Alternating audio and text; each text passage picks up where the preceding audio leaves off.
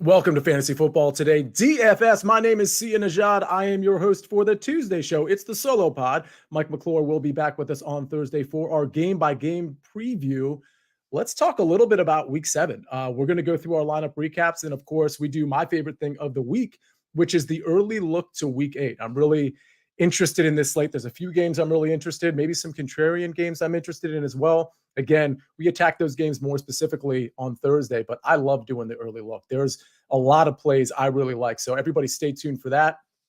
Everybody hit the like button. If you're in here right now and you're watching this, please hit the like button. If you have questions, I am going to try to get to them at some point in the show. I prefer the DFS related questions, but if we have time and you have redraft questions, not only can I answer them, but we got Zach behind the glass who can answer them as well. So at some point, I'm going to bring him on the show because I do a lot of redraft, but Zach is doing redraft. He's all over Twitter doing redraft. So put your questions in there. Again, hit the like button. Review this podcast if you haven't already. It literally takes like 1 second. That's like I'm using literal properly there. It actually takes 1 second to hit 5 stars if that's what you think about this show. I will say our contest is live. Our 200-person, 200-entry contest is live as we speak. So go ahead and enter that contest. It's actually attached to the YouTube link that you're watching right now in the description. It's also going to be attached, as usual, to our link in Apple Podcasts or wherever you get your podcast. So definitely click on that. Before we get into our lineup recap, and we're going to pull my cash lineup first. Before we do that, I do have to congratulate our FFT DFS contest winner, MTHMAPG. Okay, we're gonna have to come up with a more catchy name, guy, if or girl. If you're gonna be winning these 200-person tournaments, I don't know. We got to change that Twitter name because that does not roll off the tongue. But MTHMAPG, congratulations! You had an amazing lineup that we're gonna look at in about 10 minutes before we do our early look. But let's get started. I gotta say, Zach and I were talking before the show. It was kind of a depressing slate for me. This was one of my worst. Mike had a great day. I mean, because he told everybody do Burrow to Chase, double stack him if you want, and that's what Mike ended up doing. And a lot of people, I got a lot of tweets. It was really cool. A lot of people had a lot of success. I got to be honest. You guys saw my top 3. You guys know what my cheat sheet looked like. It had a lot of Lamar Jackson in it. Some with Mark Andrews, which obviously didn't work out. Some naked, just solo dolo by himself. And some with Rashad Bateman taking a shot at a 5,200 Rashad Bateman. Those lineups didn't work out. I still cashed in my cash lineups, but my tournament lineups were pretty much dead once Lamar kind of faded and Joe Burrow went to town. So congratulations to everybody who followed Mike's advice. Again, he'll be back here Thursday. But I got to be honest. With DK Metcalf going out early in that game, I had a ton of DK Metcalf. With Breece Hall going out early in his game after that long touchdown, that was pretty depressing. I didn't have a ton of him in DFS, but it was just so hard to see. I mean, for those of you in redraft leagues, your investment in Breece Hall was paying off, and it was about to pay off for the rest of the season. He was going to be a top 10 back rest of the season, in my opinion. And he tears his ACL on just a nothing play. It just very, very unfortunate. A lot of other injuries this week, some that are going to implicate Week 8 that we'll get into. But let's do our lineup recap real quick. So this is my cash game lineup.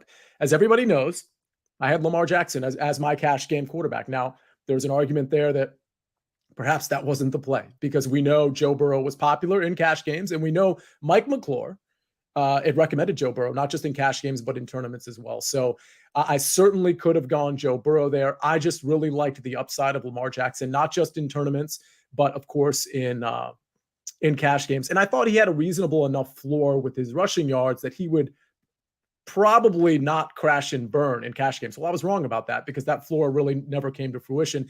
59 rushing yards is a pretty good floor, but when I'm talking about a floor, I'm talking about at least one touchdown pass as well, maybe a rushing touchdown, or at least, 180, 200 type, passing yards with some rushing yards. And honestly, he had been averaging about 75 to 80 yards per game over his previous few games. So I really thought the floor was more like 15 points for Lamar Jackson, but I thought the ceiling was somewhere against that Cleveland Browns defense, somewhere in the 35 range. So didn't work out for me there. But as you see, this cash lineup, well, it ended up cashing, and here's why. So I had Lamar Jackson with obvious Ken Walker. We had a lot of obvious running back plays that everybody should be playing as of late. We had it the week prior as well. Ken Walker, Josh Jacobs, Austin Eckler. They account for pretty much all of my points, with the exception of another fire emoji in DJ Moore at 1.3% ownership in cash. Interesting. So I thought if you were going to jam in a receiver at a low price in cash in particular, I thought DJ Moore would get a little bit more consideration. I want to apologize to everybody listening because while I did bring him up on Thursday, I wasn't like fanatical about him. And I don't know how you could have been, but with Christian McCaffrey gone, it just seemed like a good spot for DJ Moore, especially on DraftKings, to suck up a lot of targets and a lot of low ADOT targets, low average depth of targets, like those Curtis Samuel type targets, just for the sake of comparison. What does that do for your floor for a $4,900 player? Well, it makes your floor somewhere between 5 and 10 points. And at 4,900, that's pretty good. And I'm just talking floor here, right? I'm not talking about, median projection. I'm not talking about ceiling. And DJ Moore kind of neared that ceiling. We knew he was going to get peppered with targets. And frankly, coming into this week 8, I kind of like DJ Moore again. He's similarly priced. He only went up a few $100. And I think he's in a spot again to give you the floor that you want in cash and maybe potentially give you some type of ceiling game. So DJ Moore was my best receiver, but I had a lot of snowflakes here. Romeo Doubs, snowflake. Tyler Lockett didn't really get there with 11 points. A little surprising, of course, with DK Metcalf going out. Turns out Marquise Goodwin got a lot of work with DK Metcalf going out as opposed to Tyler Lockett. And then, of course, I had Foster Moreau, who didn't really do me any favors. I mean, you could have gone Moreau, you could have gone K. Dotton. K. Dotton basically doubled Foster Moreau's point production, but, it's not like K. Dotton had an amazing game. He had about 10 points. And then I had Jets D. So just to recap, Lamar Jackson, Ken Walker, Josh Jacobs, Tyler Lockett, Romeo Doubs, DJ Moore, Foster Moreau, Austin Eckler, Jets D. More evidence that you, in cash games to cash, you only need to get a few right. It turns out here, the only ones I got right, really, were the obvious chalk. And again, I say this every week, but how good is cash, right? You need to be in basically the top 49%. And all you need to do that is basically get your chalk right and maybe get one other guy with, a 3X or a 4X in terms of price versus point production, which in this case was DJ Moore, but honestly, it could have been anybody. DJ Moore could have had a flat game and Tyler Lockett could have had, maybe, he was a little chalky, but maybe 10, 12 more points. And I probably would have gotten there. So again, more evidence that you should be playing cash games. Lamar Jackson was a nothing, basically. Romeo Doubs was an actual nothing. Lockett didn't get there. Foster Moreau didn't get there. But because I played the right chalk at running back, I ended up cashing. So I don't think we need to dig too deep into this. I mean, Austin Eckler, we talked about him all week. We loved him in tournaments. We loved him in cash. We loved him as a run back in a lot of the tournament plays as an exclusive and sole running back from that Chargers part of the game. And that obviously ended up working out. Unfortunately, the Seattle points, other than Ken Walker, they didn't come from DK Metcalf, and they certainly didn't come from Tyler Lockett either. So something to consider as we go forward in week 8. Marquise Goodwin might be a nice little play. We do have some questions in the chat. And Zach, if we have any DFS questions, you can go ahead and pull them up. Everybody, thank you for watching. Hit the like button if you haven't already. Derek Porter, Andrew, Crip, Brian, all of you in the chat. Appreciate you. Andrew Kim has a question, and I'll read it out loud for all of you listening to the podcast. When you set a lineup, do you first stack 2 or more players first with or without a run back and then fill the rest of the positions? Or do you just fill it out in order based on your remaining salary? Okay, I want to make sure I understand that question. Leave it up there, Zach. I want to make sure I understand that question. Or just fill it out in order based on your remaining salary. Okay, so no, I don't fill it out in order. I mean, so understand this. Whether for cash games, I have a really good idea. After that Thursday show, I mean, some value tends to open up between Thursday and Sunday. But after a Thursday game-by-game preview, I have a really good idea of who I'm going to play in cash. Tournaments, not necessarily as much as I do cash, because things can really change and whatnot. But I guess the point I'm making here is I have a player pool. So I have a player pool that I do by myself. I don't use an optimizer for my player pool. Mike McClure. So the contrast between Mike and I think is really good for this show, because I'm more of like a hand build guy. I might refer to optimizers for reasons, but I'm not necessarily using an optimizer to build optimal lineups and fill out 150 lineups, things of that nature. So I think there's a really good dynamic with Mike and I. What I do is I go by every position, like I'm doing for the early look that we're gonna basically do in about 10 minutes. I go by every position. And as the week goes, I sort of narrow down my player pool. And then I enter the contest that I usually enter. And there was a question on Twitter about contests selection, which I'll get to towards the end of the show. But I tend to enter single entry contests, of course, cash games, which I refer to, 3 maxes. I'll enter some of those that are, might have 10, 20,000 people in them, but I also enter the smaller ones that might have 1,000, 2,000 people in them. I think that's really important because it's one thing to say, oh, I only play single entry because that's the smart way to do it. But you want to have some realistic single entry and some like slightly unrealistic single entries. And so you want to look at the contest size and the entry size when it comes to that. I mean, if you're doing a single entry because you think it's the appropriate thing to do because you want to be able to max out that tournament, but there's 50,000 or 100,000 people in it, well, I mean, we got to really assess. Well, it's one thing to cash in the top 22%. Like that's realistic if you're watching this show, if you're getting your information from the right places. But what's your top 5 potential there? What's your top 10 potential there? I mean, it's, no matter how good you think you are, this is tournaments. So I do think you want to find some contests that have maybe 100 people in them, maybe, or if you think it's shark infested waters, go to 1,000, go to 700, whatever it is. So I would play around with the contest size as much as I would make sure that I'm doing single entry and 3 maxes and making sure I'm maxing out those tournaments. But to answer this question, Andrew, so I have an idea because of my player pool, like who I'm going to play.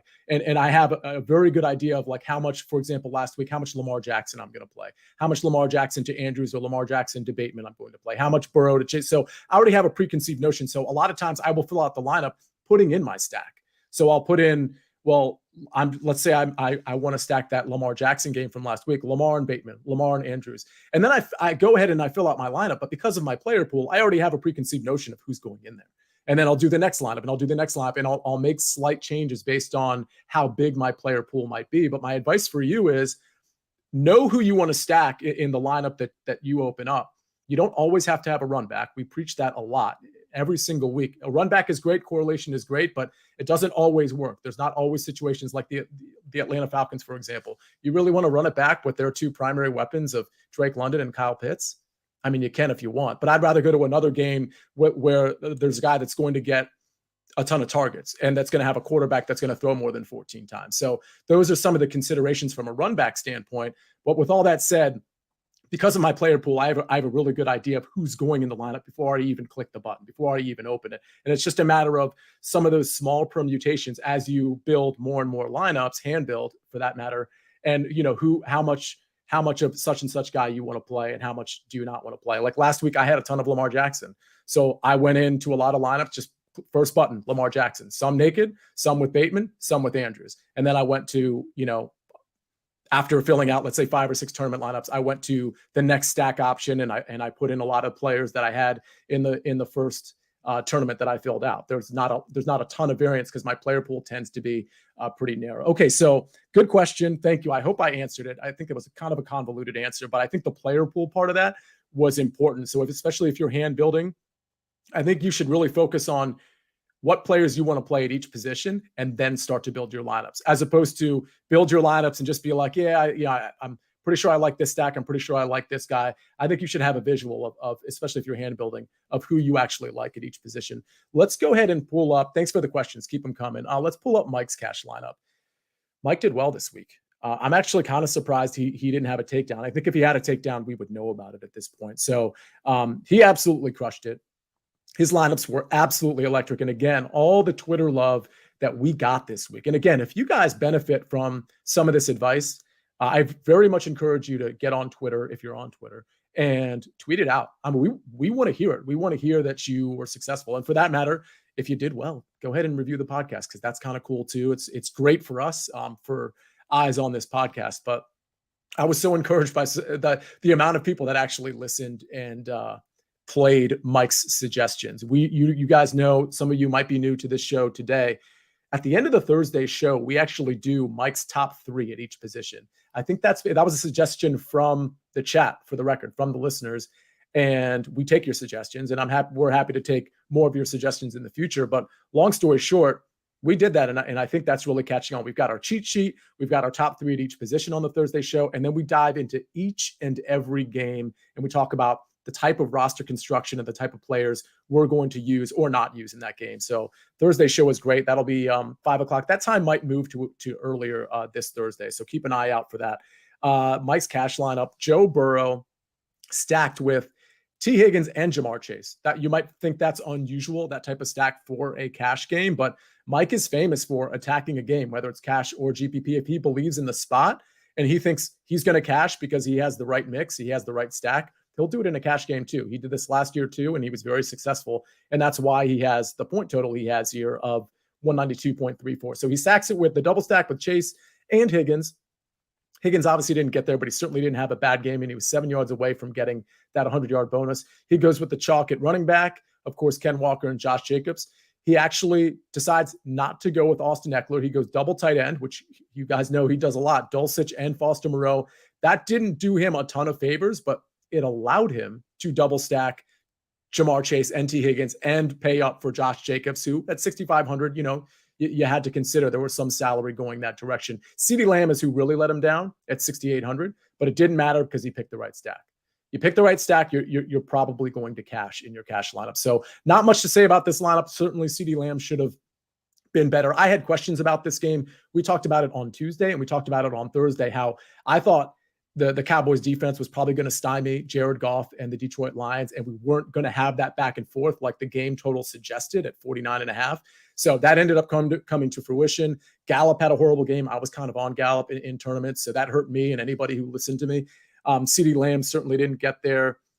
Pollard, Zeke, they did okay. I loved Zeke last week. I was very vocal about that. I said it was going to be the one time all year that I'm going to recommend Ezekiel Elliott. Fortunately, he got the touchdowns to get us there if you ended up playing him. But this is a solid lineup, a couple snowflakes, but this is a lineup that scored almost 200 points because he had Joe Burrow and Jamar Chase. So congrats there.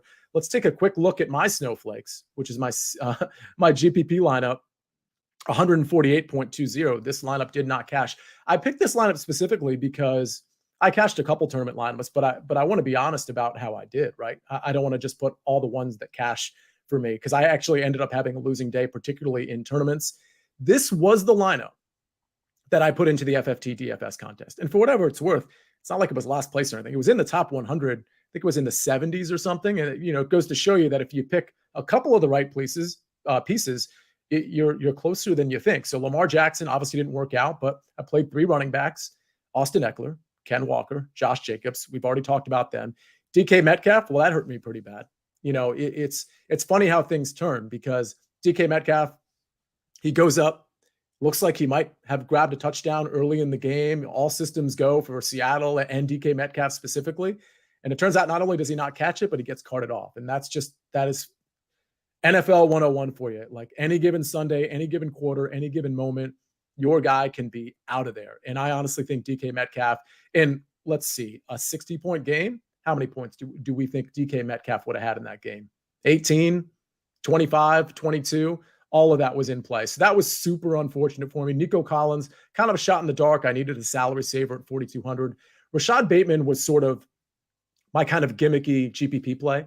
I knew eyes weren't going to be on him, and I thought because Cleveland was going to blitz so much that Rashad Bateman would be able to, again, coming off injury and being overlooked, that he would be able to get behind the defense.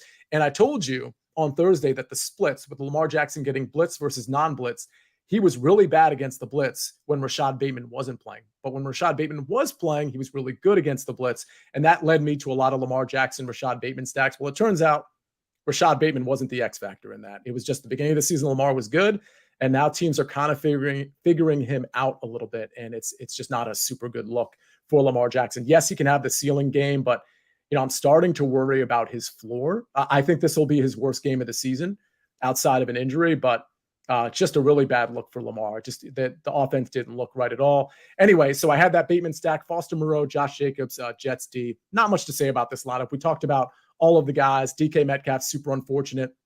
Nico Collins, kind of a shot in the dark. I don't regret the Bateman play in GPPs.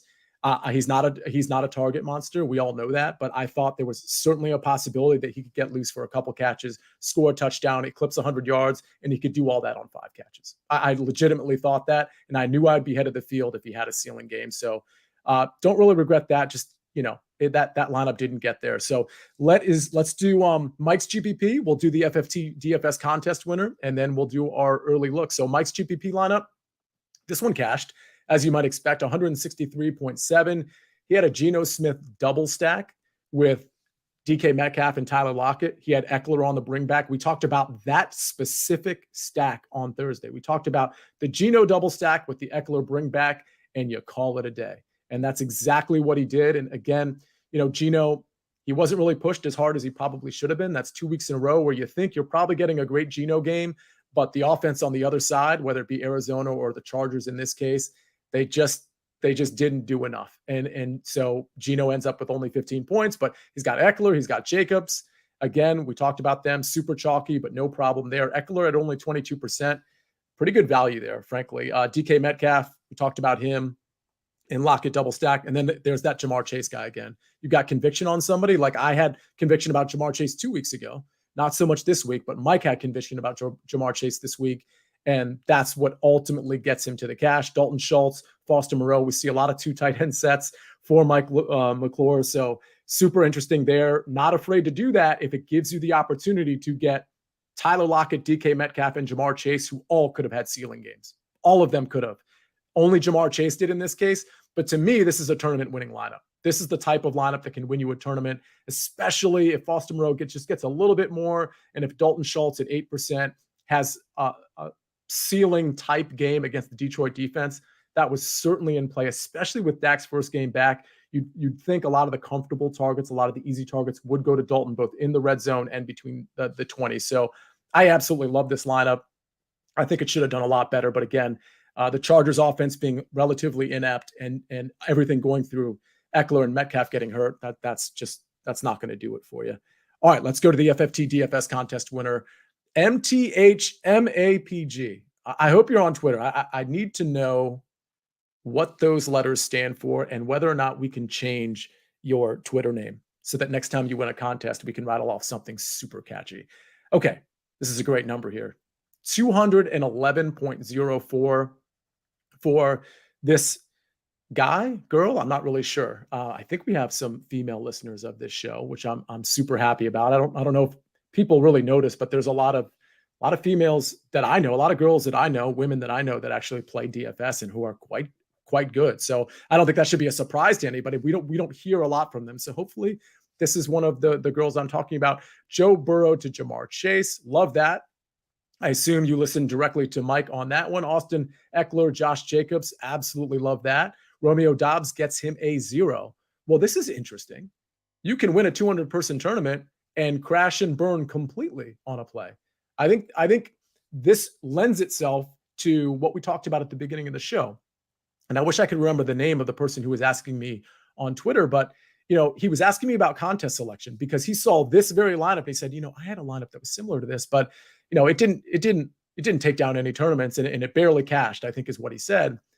And that goes to, it's one thing to play single entry. I'm assuming this person played single entry based on the way the question was styled. It's one thing to play single entry in a 10 or 20,000 person or 50,000 person contest. It's a whole nother thing to do it in a 200 person contest. So keep that in mind. Your margin for error is so much better in the smaller contests. And therefore, when Sunday's over, because that margin of error is so much better because you can afford to make more mistakes, now you're seeing more green. Now, it might not be that 20,000 number that you see when you're entering contests, because those numbers that you see, they are meant to entice you. But if you actually look at the payout details, you'll notice that first place in a lot of them is getting like 40 or 50% of the money, and that they're not even paying 2x. They're not even paying 2 times the entry fee if you min cash. You might notice that they're only paying 18% instead of like 22 or 23%. So looking at the payout details will give you a lot of information that you might not already have. And I highly encourage you to kind of make sure when you're entering a contest, how many people are being paid out relative to the other contests you might enter, and how much is going to first place. Because if it's an inordinate amount, if it's like 40 or 50% going to first place, well, that probably means all the other places are trash and they're just trying to entice you with that first place number. So please be mindful of that. And just the idea that you can have a bad play. Romeo Doubs was a bad play. Hand up. I played Romeo Doubs and I probably recommended him on Thursday if memory serves. And it just didn't work out. Against of all defenses, the Washington secondary, Romeo Doubs didn't work out. It's crazy when you actually say it out loud. But the bottom line is, in a 200-person contest, you can win a contest and have that on there. You can have Alec Pierce with the snowflake at 6.7 in a contest like that. Now, granted, he absolutely, caught the ceiling game from Joe Burrow. But the point is still the same. In a smaller contest, you have room for error because it's not like he's the only one who played Joe Burrow. Oh, by the way, 26.5% in our contest played Joe Burrow. Partly because of how much Mike talked about it, but also partly because he was popular in a lot of contests, not just ours. Greg Dulcich, who I know Mike was on, and he kind of got you there almost. 6 receptions is certainly solid, especially with Brett Rippon at quarterback. And it's Rippon. It's not Ripien, everybody. Brett Rippon. Also, he's not the son of Mark Rippon. He's the nephew of Mark Rippon. Not that you're supposed to know that, but I know all the Mark Rippon facts because if you see behind my left shoulder here, that's Santana Moss holding up 21 for Sean Taylor in memory of, and I'm a big Washington fan, and I was around when we won with Doug Williams in 87. I was around when we won with Mark Rippon in 1991, and I hold on to those memories because I don't really have any since. It's been quite a few decades at this point. I digress. Ken Walker at the flex spot. Can't go wrong there. Played the chalk at running back, had the right stack. That'll do it in terms of winning a tournament, especially if you're getting the ceiling game from your stack. Seahawks defense, interesting play there. I guess I'm assuming he didn't have money to go up to like the Jets at 2,600, but Seattle was just fine. Got him 7 points. That'll do it. So congratulations to you. Congratulations for the takedown. And again, our FFT DFS contest is live as we speak. Everybody enter that on the early side. We typically fill it up by Friday or Saturday. So I want to make sure it's full by Saturday so we can just coast on Sunday and make sure we have a 200 entry battle. All right. Now it's the fun part, everybody. We are going to take a quick look at quarterback, running back, wide receiver, tight end. I'll even throw in a couple defenses, and maybe I'll throw some stuff out for Showdown for this battle of the Titans, or maybe they wish they were the Titans. I'm like not even joking. The Baltimore Ravens and the Tampa Bay Buccaneers probably wish they were the Titans right now of Tennessee because it's just not looking great. Anyway, okay, so let's take a break. We're going to hear a word from our partners and we'll be right back. And we are back. It is our early look for week 8.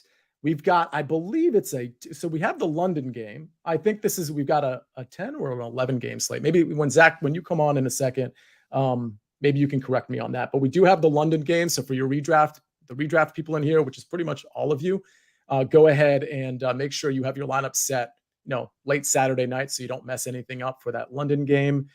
Okay, Mike Chavez says, how big is your player pool? Can we pull that question up, Zach, before we go to our early look? Do you have a specific number? The answer is actually no. I wish I had a specific number for you. I have last year, so in our offseason series, we did a bunch of shows with, you name it, Chris Spags, Andrew Erickson, Josh Larkey. Oh man, I'm going to forget somebody. Debro, Derek Brown, who's amazing. Megan Schaup, Sticks Picks, Nick Bretwish. We did a lot of like great shows. A lot of them were about like early season, players that we liked, that kind of thing, rookies, things like that. But a lot of it was bankroll management, player pools. So I encourage people I actually retweeted one of those episodes, Mike, that I think is really important. It's like the second to last tweet I've tweeted you. You'll find it super easily. So will the rest of you. But with that said, one of the things I promised myself I would do was lower my player pool. In other words, less is more here. So I don't have an exact number for you, but I can tell you week to week, I have 2 to 3 stacks that I like. I typically have somewhere between like 4 and 6 running backs that I like. And I'm not doing the math here, but you certainly could. And this is just a typical week. It's not every week. I have somewhere between, 3 and 6, maybe 8 receivers, because sometimes you really need those value receivers in some of your tournaments. So you're more prone, more willing to play some of these, Nico Collins type players and McCole Hardman type players just to make your lineup work. So usually my receiver pool is a little bit greater than the other positions. And at tight end, there's usually, maybe 2 to 3 guys I'm going to use. Sometimes it's literally just 2, and defenses, it's usually 1 or 2, depending on the value. I usually have 1 or 2 pay down options I like. Sometimes I'm willing to pay up just to be contrarian.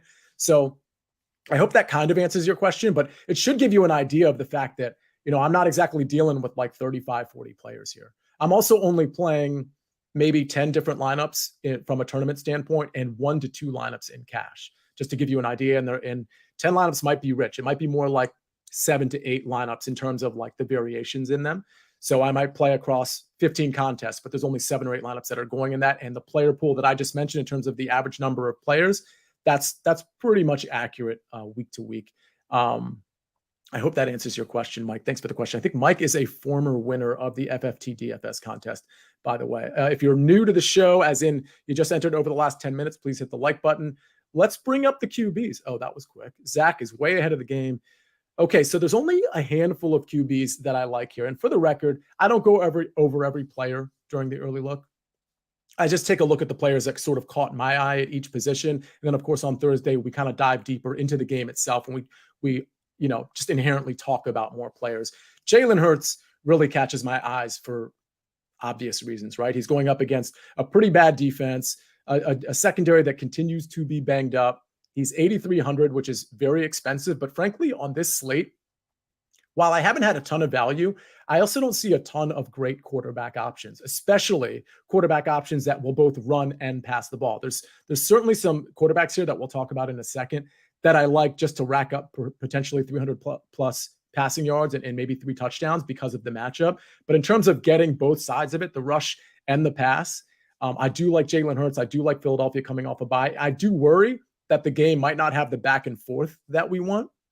So that's something to consider. You always want to have the offense sort of pushing each side of the ball. I do want to point out, and I should have done this from the get-go, we have about 3 totals that are over 48. Exactly. We have the Raiders at the Saints, that's 48.5. Cardinals at Vikings, 49. Dolphins at the Lions, 50.5. The next highest total behind those 3 is only 45, and that's the Giants at the Seattle Seahawks.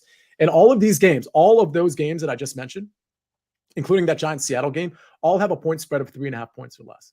So it gives us that back and forth that we really want. So at least conceivably, it gives us the back and forth that we want. 3 of those games have pretty high totals. Again, Raiders at Saints, Cardinals at Vikings, Dolphins at Lions. I have a feeling Cardinals at Vikings and Dolphins at Lions, those are going to be the 2 most popular games to stack and just to have player involvement in. Raiders at Saints probably falls behind them. We still need to kind of hear what's going on with Andy Dalton and Jameis Winston. I think that impacts certain players quite a bit.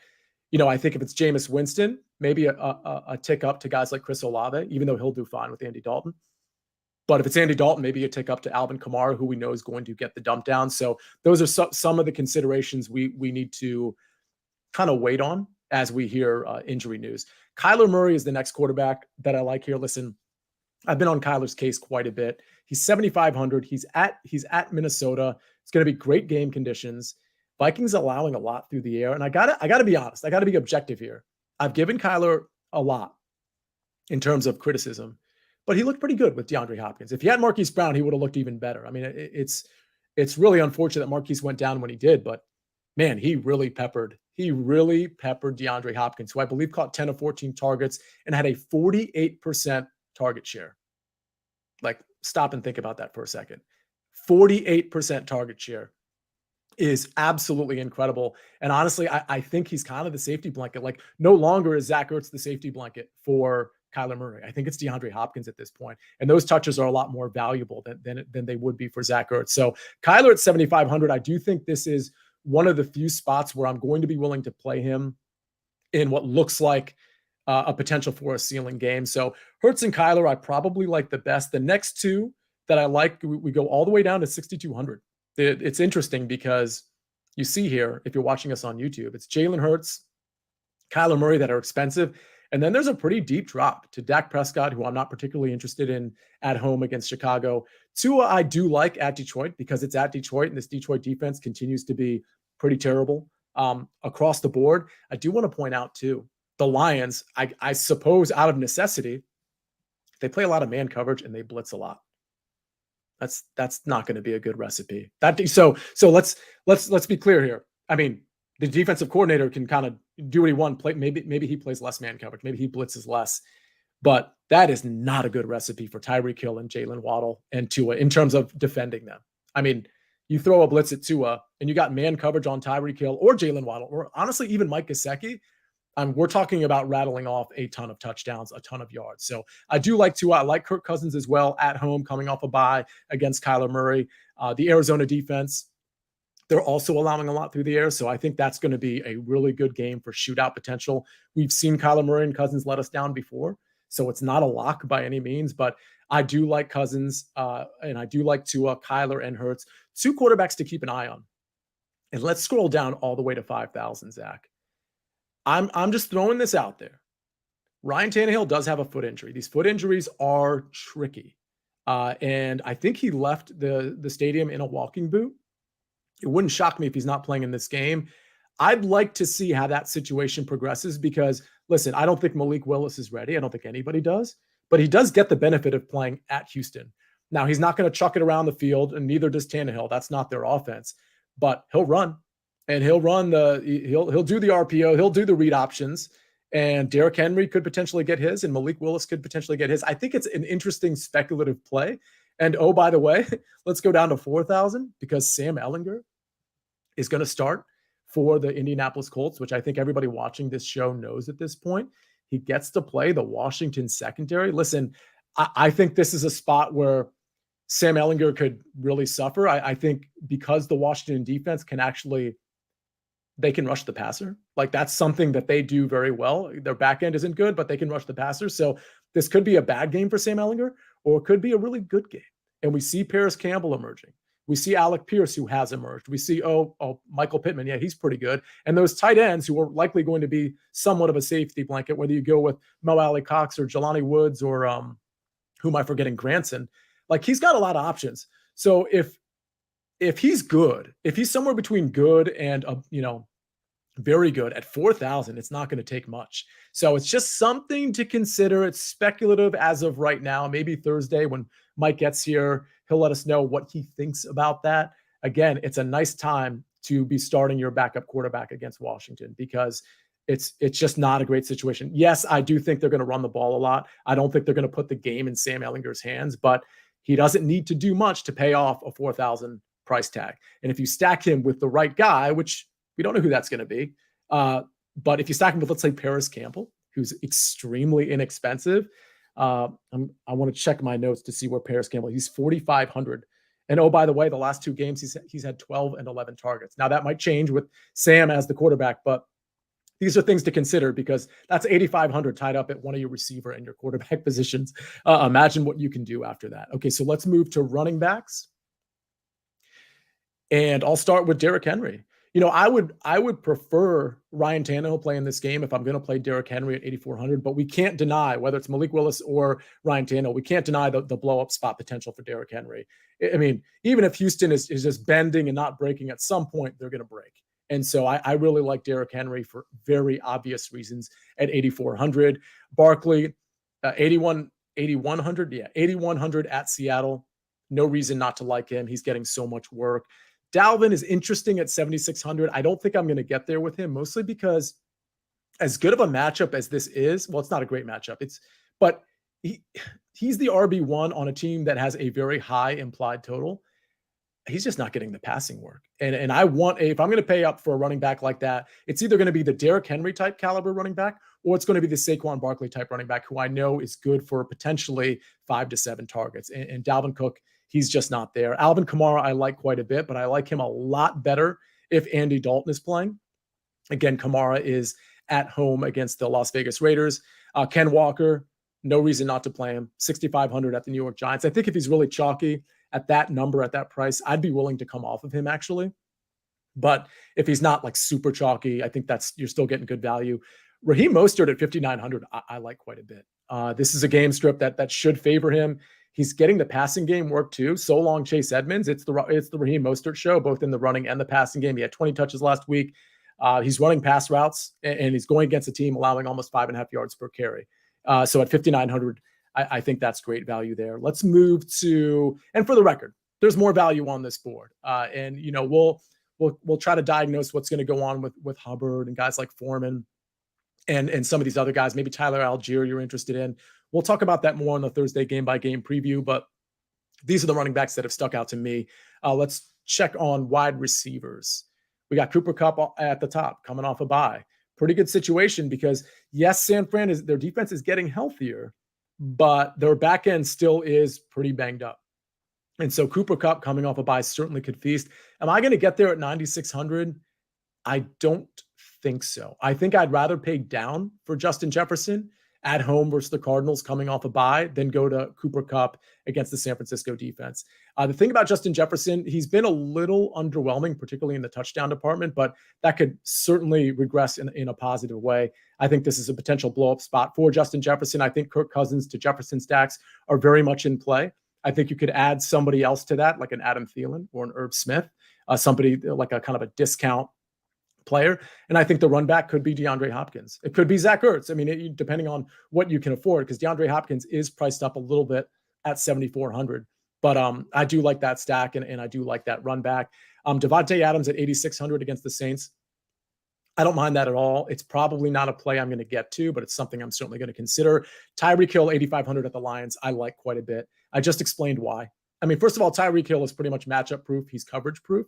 But against the Lions, this is, I mean, we're talking, first of all, Tyreek Hill is, I don't know that he's about to set records, but his yardage at the end of the season, if he stays healthy, is going to be obnoxiously high. And this is the type of game where you could see 175 yards and a touchdown from Tyreek Hill. And it wouldn't surprise me at all. So I'm a really, really big fan of Tyreek. If I can somehow fit Tyreek and Justin Jefferson in a stack, I'm going to be pretty happy with myself. So again, we'll see on Thursday whether that's possible. Amon-Ra St. Brown, I think, is in a really good bounce back spot. Coming off that concussion that actually wasn't a concussion. 6,900. Again, he's at home playing Miami, who was really, really banged up in the secondary. They keep getting more and more injured in the secondary. So I think Amon-Ra is probably not going to carry a lot of ownership, partly because of the value, the players I just talked about, but also because he just hasn't done anything to prove himself over the last few weeks because of the injury and because of being taken out of the game as a result of the concussion that never was. So Amon-Ra is a very sneaky play at 6,900. I like Jalen Waddle for obvious reasons as well. We do want to monitor his shoulder injury because he had it last week. He didn't get a ton of targets last week, just something to keep an eye on. Chris Olave is clear value, right? At 6,000, whether it's Dalton or Jameis Winston. Absolutely love Chris Olave at home against the Raiders. And then we talked about DJ Moore. DJ Moore is going to be a target monster. 5,300 at Atlanta. 10 targets, 7 targets, 8 targets, 11 targets over his last 4 games.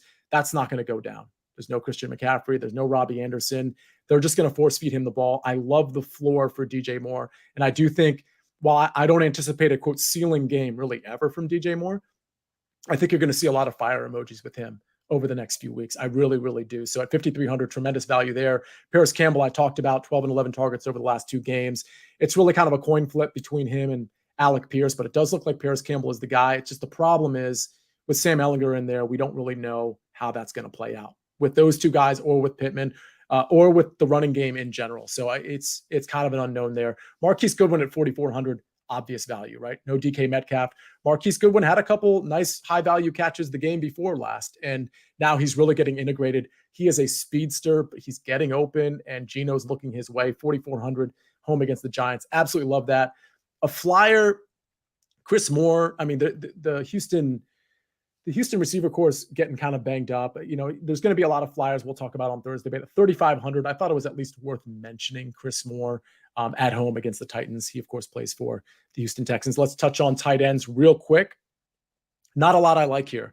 Very little I like, actually. I do like Kittle. I still think he presents a value. He's the most expensive guy in this slate because we don't have the Travis Kelce's or the Mark Andrews of the world. I do like Kittle at 5,700. I think we need to monitor Deebo Samuel's hamstring injury. Let's keep in mind, San Francisco has a bye. Obviously not this week. They're playing, right? Next week.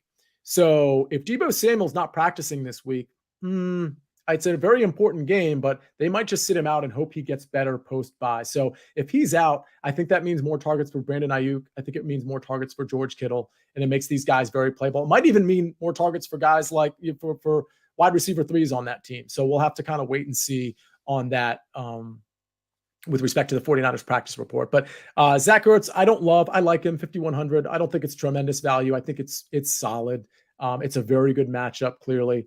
On the other side of that, Irv Smith at 3,500 is a very good matchup because if you play tight end against the Cardinals, you're probably going to do pretty well. I think Irv Smith is sneaky in sort of secondary players in stacks or secondary bring back players in stacks. And maybe you're stacking Kyler Murray with DeAndre Hopkins. You want to bring him back with maybe Justin Jefferson, and you save some money with Irv Smith, and you just hope that game shoots out. So that's certainly something to consider there. Only other guys I want to mention, TJ Hawkinson at 4,900 at home against the Dolphins.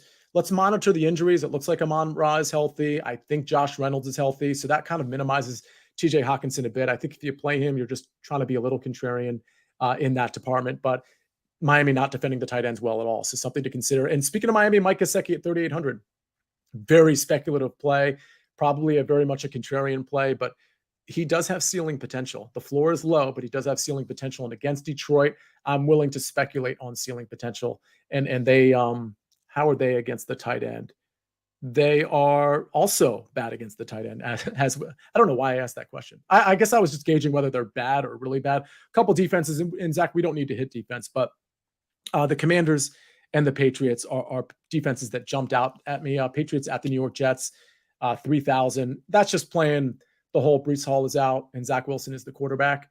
So that's where that goes. And Commanders 2,600. That's obvious, right? They're playing Sam Ehlinger, who doesn't have very much experience at all. And the Commanders can get after the quarterback. And if they do, then we're looking at some potential here for not only with the Commanders to get some sacks, but to get some turnovers as well. So I do think Washington presents quite the value there. Hey, Zach, come on real quick. I wanted to ask you a question just about this Week 7 slate.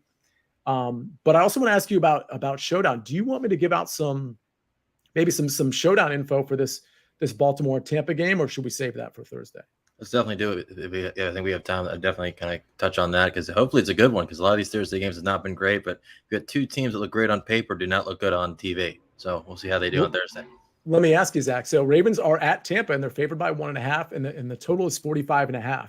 What's your reaction to that? I think Tampa's kind of freaking out a little bit. I don't think anybody saw them losing to Carolina on Sunday.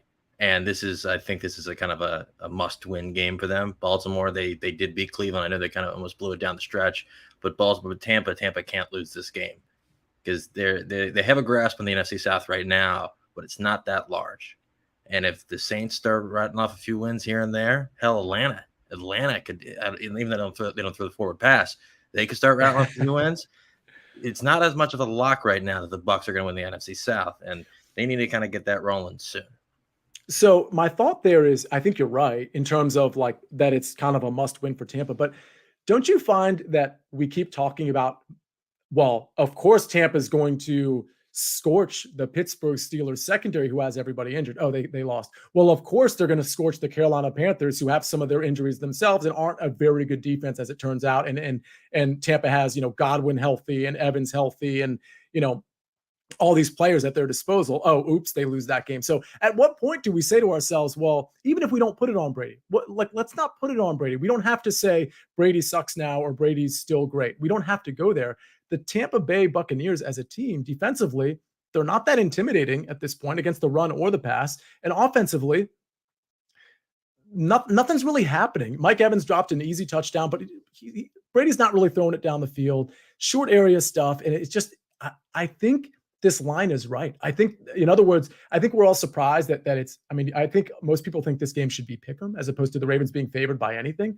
But the reality is, I think you could put this at Ravens -2, -2.5, and I wouldn't be shocked because as bad as the Ravens have been, Tampa's been worse. I think the question is who's going to figure it out and in what manner are they going to figure it out? So for showdown purposes, listen, I don't trust Lamar Jackson with any of the pass catchers. I do want to point out that Mark Andrews sat out Tuesday practice. He was listed as it did not practice. Rashad Bateman, same thing. This is a Thursday game. We know Mark Andrews had somewhat of a knee injury, and maybe that limited his potential on Sunday. Maybe I underestimated that when I recommended Mark Andrews in the Lamar Jackson stack, but it did seem like all systems go. It did seem like rest days for him, but we do need to monitor the practice reports. And I'm a little intimidated to play Mark Andrews, to be honest with you. And for showdown purposes, I don't know that I want to go there. I like L-Jax maybe naked, maybe just with a kicker, maybe with the best kicker of all time in Justin Tucker. I know that sounds a little prisoner of the moment-ish with Justin Tucker, but it's really prisoner of the last 10 years.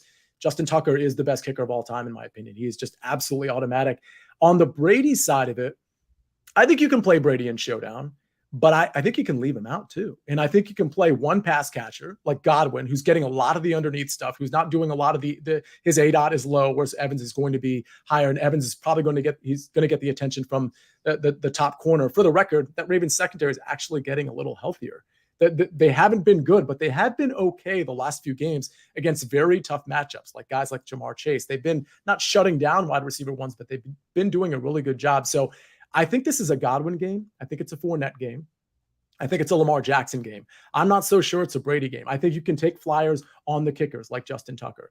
I think you want to monitor the running back situation for the Ravens, but do I want to like speculate on Gus Edwards getting in the end zone again? Not really. He's not going to catch any passes. I don't know the role Kenyon Drake or Justice Hill is going to get. So I don't know that I want to go there. I think guys like Isaiah Likely are interesting if we hear some bad news about Mark Andrews. I think guys like Devin Duvernay are interesting if we hear some bad news from, let's say, Rashad Bateman. And I also think that guys like Deshaun Jackson, if he's active, is an interesting speculative play because they got him for a reason. Let's see if he can stretch the field. Let's see if Lamar Jackson's going to air it out to him. So I think my favorite plays in this one are Lamar Jackson, Chris Godwin, Leonard Fournette, maybe Cade Otton, assuming Cameron Brate doesn't come back.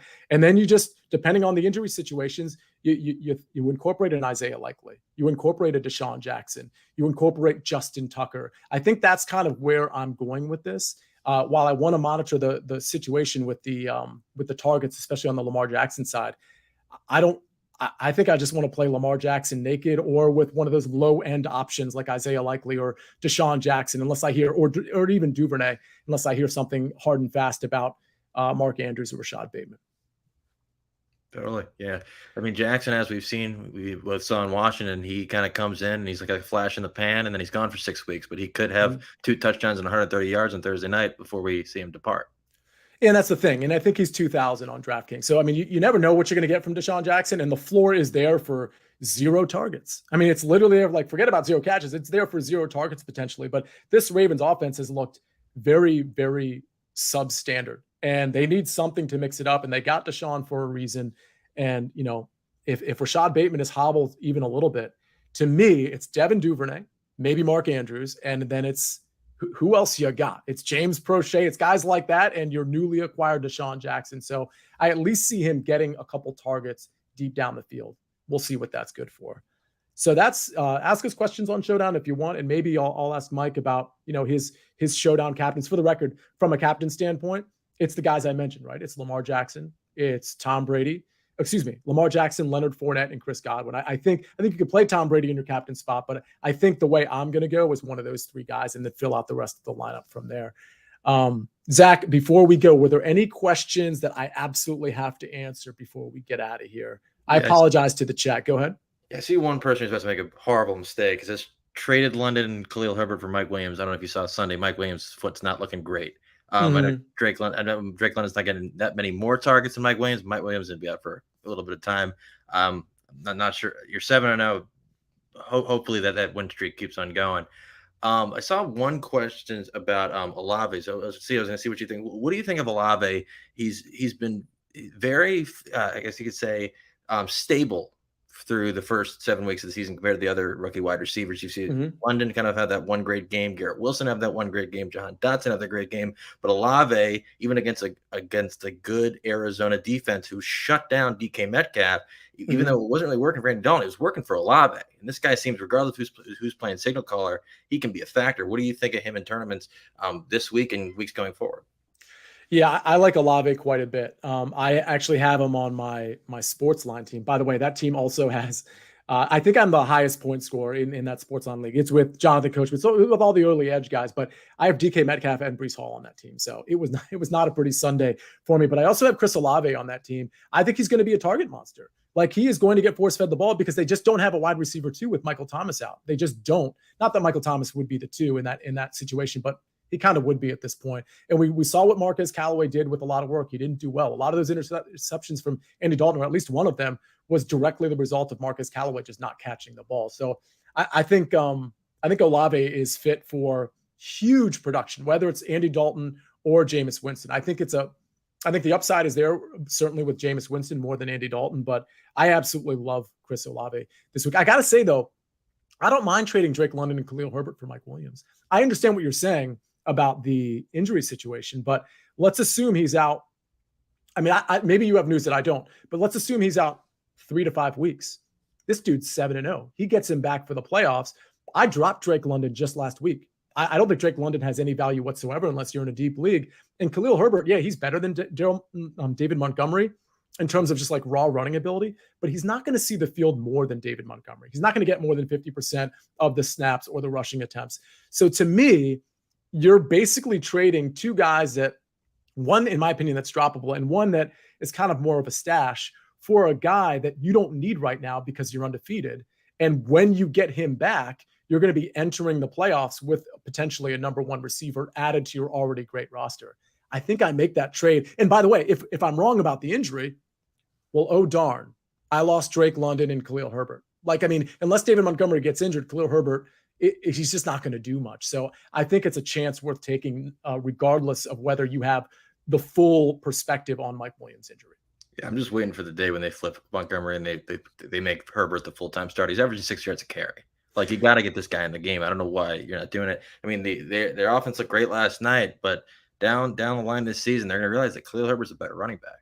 So well, I think that would be more likely. That switch would be more likely if the Bears' record was terrible, but it's not. Now they're kind of competing, and I just don't see them kind of turning the page to the future at a point where they're actually still technically in the playoff race. So, and David Montgomery does just enough. And frankly, he ran pretty well. It's kind of like the Zeke Pollard situation, like wink, wink, nudge, nudge. We know like the starter shouldn't be the starter, but David Montgomery does enough in the passing game and in pass pro, just like Zeke does, to earn at least 50% of the touches. And I think that's what's going to happen rest of the way for that Bears backfield. So I would actually go ahead and make that trade. And let's see, TTV, I feel like almost starting Malik Willis in a 2 QB league. Yeah, I mean, I think if you're in a 2 QB league, you probably don't have many options. I would start Malik Willis if he's actually going to be the starter. So, all right, Zach, I think we should end it there, right? Yeah, perfect. Can't wait for this Thursday night game. Hopefully it's a good one. Last week was surprisingly like entertaining for a game that nobody really expected anything. Andy Dalton had a Winston-like game, and maybe we'll see Winston soon, but this one should be good because we got two former MVPs who really both need a win. Absolutely. So let me check out Twitter. Hopefully you follow us all on Twitter, because I do want to point out the Thursday game by game preview. It might be just a tick earlier, like maybe like a half an hour on Thursday, our game by game preview. So keep an eye out for that. We like to have you guys in there live. So make sure you're dialed in for that game by game preview. More on that in a little bit, but we'll see you Thursday. It'll be me. It'll be Mike McClure. It'll be all game by game preview for week 8. Thanks for watching. Thanks for listening. We will see you on Thursday.